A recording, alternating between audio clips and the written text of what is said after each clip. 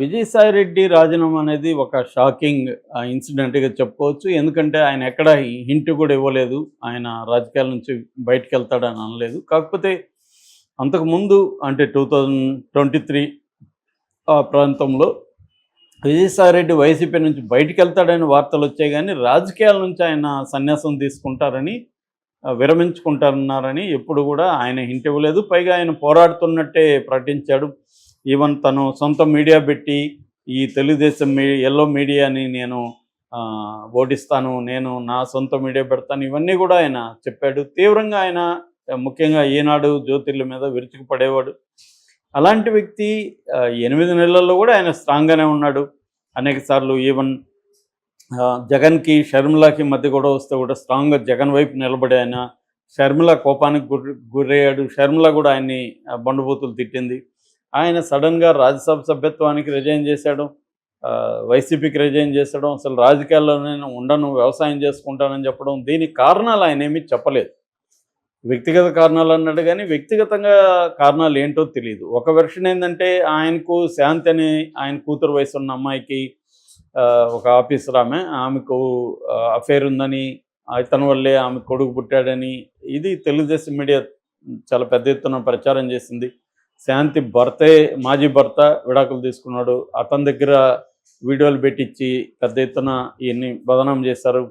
రెండవది కాకినాడ పోర్టు ఈయన బెదిరించి కాకినాడ పోర్టుకు సంబంధించిన రావు అని ఆయన దగ్గర నుంచి దాని దాదాపు 41% ఎంత వాటాని తన అల్లుడు వాళ్ళ బ్రదర్కి అరవిందో ఫార్మాకు సంబంధించిన అరవిందో రియల్టర్ వాళ్ళకి రాయించాడనేది ఆయన మీద ఆల్రెడీ సిఐడి ఆరోపణ చేస్తుంది. సిఐడి విచారణ ఉంది, ఈడీ కూడా రంగంలోకి ఉంది.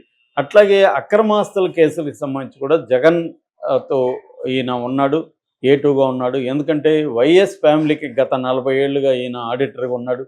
ఇలాగే వాళ్ళది సుదీర్ఘకాలం అనుబంధం. జగన్కి కూడా ఆయన చాలా లాయల్గా ఉంటున్నారు. ఢిల్లీలో ఒక లైజనింగ్ చేసి వైసీపీకి బీజేపీకి మధ్య అనుసంధానకర్తగా కూడా ఆయన చాలా సక్రమంగా పనిచేశాడు.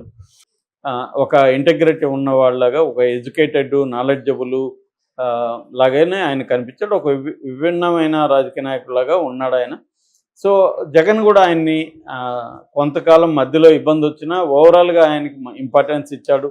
మొత్తం పార్టీలో ఒక రకంగా ఆయన రైట్ హ్యాండ్గా ఉండి లెఫ్ట్ హ్యాండ్గా మారిపోయాడు. తర్వాత కనీసం లెఫ్ట్ హ్యాండ్ స్థాయిలో ఉన్నాడు. కుడి ఎడం భుజాలు అంటారు కదా, ఎడం భుజం లాగా జగన్కి ఉన్నాడు.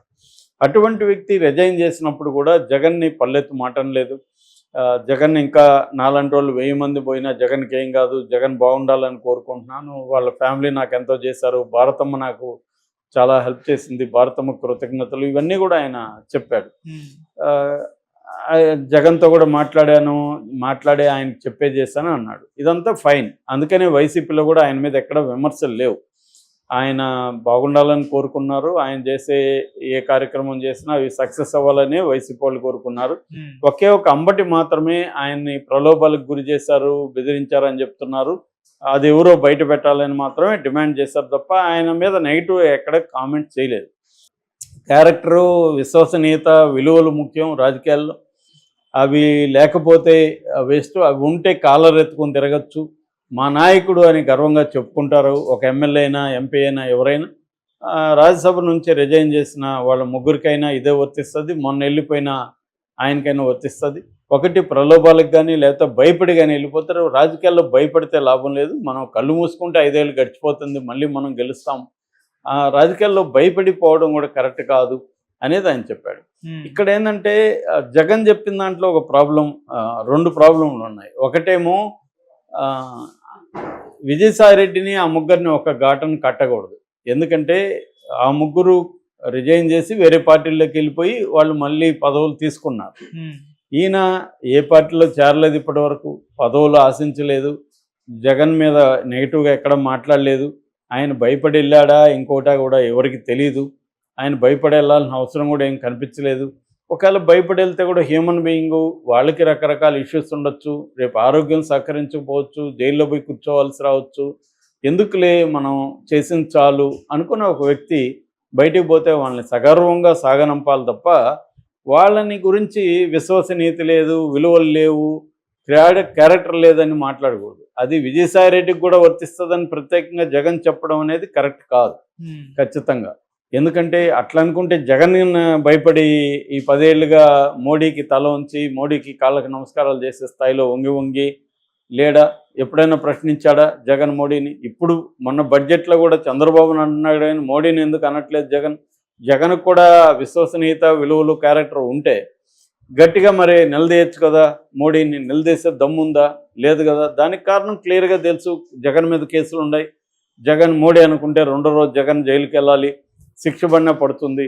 అందుకని మోడీకి భయపడడం ఉంది. భయపడడం అనేది ప్రతి మనిషికి ఉంటుంది. భయం లేనివాడు ఎవడు ఉండడు ఇక్కడ. భయం లేదని చెప్పుకోవచ్చు తప్ప, అది బాలగోపాల్ అంటాడు, భయపడుతూ పనిచేయడమే ఇంపార్టెంట్ తప్ప భయమే లేదని చెప్పడం రాంగ్ అనేది అంటాడు.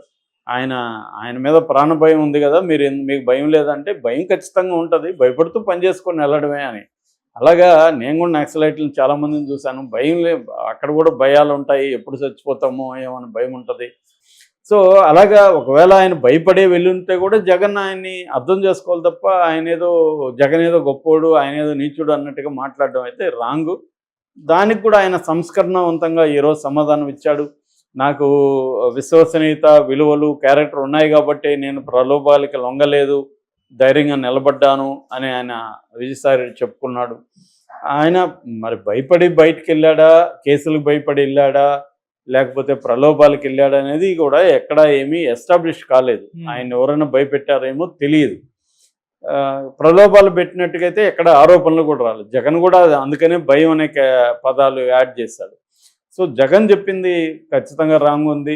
తన పార్టీ నుంచి ఏ కారణాల వల్ల వెళ్ళారనే దాన్ని సెగ్రిగేట్ చేయాలి. ప్రలోభాలకు పోయిన బయటికి వెళ్ళిన వాళ్ళని, భయపడి బయటికి వెళ్ళిన లేకపోతే ఆరోగ్యం సరిగ్గా